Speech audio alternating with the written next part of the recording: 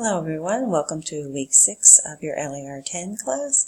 I hope you're feeling like you've learned some stuff that's really applicable to your other courses. So this week you only have 2 things you need to do. One is take your final exam, and then the other is to turn in your final project. And I wanted to talk a little bit more about how to pull your final project together. So I have a final project details page, and you can see here I also have a final project sample. Should just open as a PDF,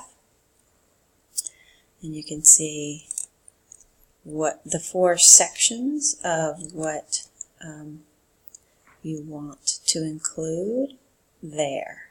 So I'm going to go back and look at that, and let's talk about the 4 sections. You can also this week get a little extra credit if you want to do a 6th citation with the evaluative annotation.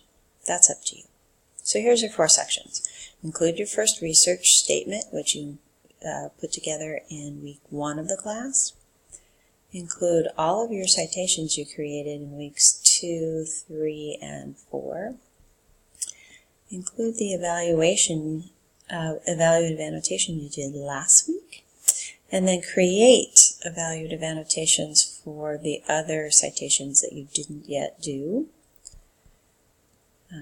Put those all together in a Word document, and I have a good long explanation of how to create that Word document if you've been using Noodle Tools in our module this week. And then put together a 200-word, at least 2 paragraphs, research process essay, which just tells me a little bit about what you learned in this class, how you would do things differently researching in the future.